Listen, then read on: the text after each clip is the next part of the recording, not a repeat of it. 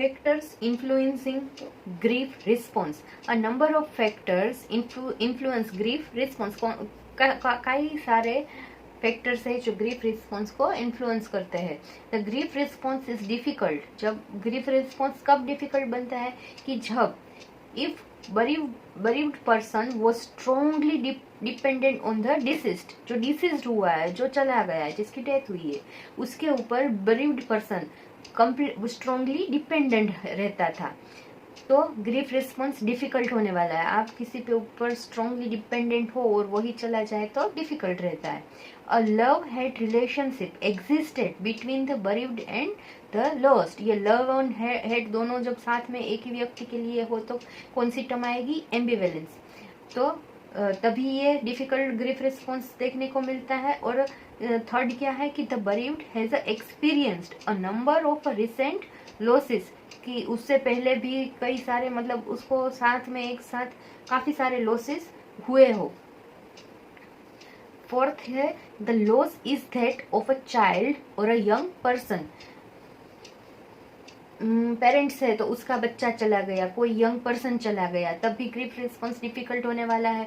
The bereaved person holds himself responsible for the loss. जब आपको guilt feel होता है, जब आप मान लेते हो कि मेरी वजह से ये हुआ, तब आपको ग्रीफ प्रोसेस में रिस्पॉन्स से बाहर निकलना काफी डिफिकल्ट बन जाता है. Grief response become easier. अगर इजियर ग्रीफ रिस्पॉन्स कब बनता है? If the individual has a support of significant others. जब जो चला गया उसके बदले में आपके पास सपोर्ट सिस्टम है, मतलब कि जो जाता है उसका कोई भरपाई नहीं कर सकता, पर उस दुख में से बाहर निकालने वाले थोड़े बहुत लोग होते हैं जो आपके अपने होते हैं, वो आपको उसमें से बाहर निकालते हैं. The individual was already prepared for the loss. किसी की क्रोनिक इलनेस है, उसको पहले से पता है, कोई ऐसे सफर हो रहा है, बहुत पेन में है, तो वो already prepare for the loss. उसको पता है कि ये जाने वाला है, कि ऐसा होने वाला है. तो ऐसे ऐसे देखो सडन सामने आए और पहले से पता हो तो वो थोड़ा फर्क पड़ता है.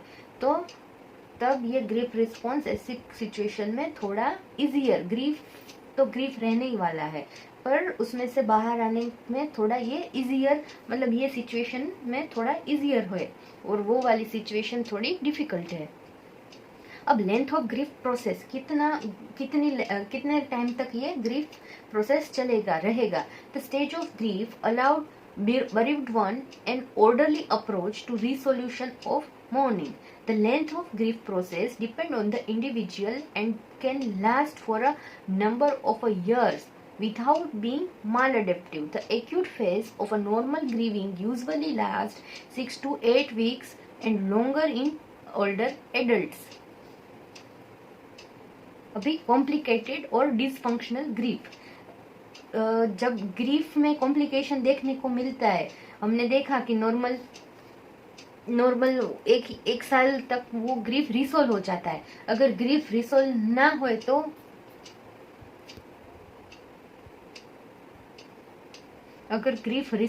होए तो complicated grief is also known as an abnormal, atypical, distorted, morbid, traumatic and unresolved grief. There are 3 patterns of a dysfunctional grief syndrome. तो पहला क्या है? chronic grief. The most common type of a complicated grief is a chronic grief, often highlighted by bitterness and idealization of the dead. bitterness भी देखने को मिलती है, idealization of dead, जो मर गया, जो उसके डेथ हुई है, उसकी आइडियलाइजेशन भी हाईलाइट मतलब उसमें देखने को मिलती है bereaved one में.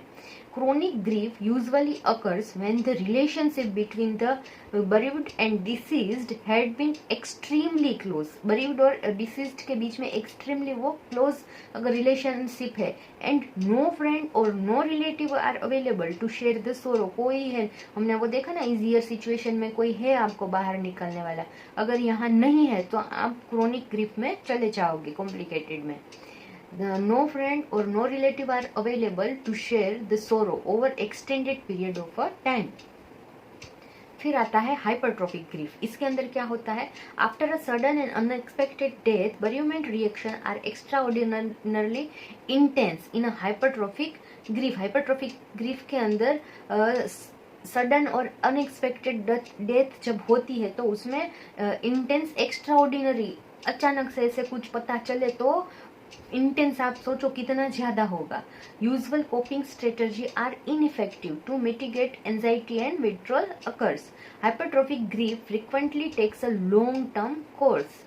फिर आता है डिलेड ग्रीफ, तो उसमें क्या होता है, एब्सेंट और inhibited grief when acute morning is expected is referred to as a delayed grief. This pattern is marked by prolonged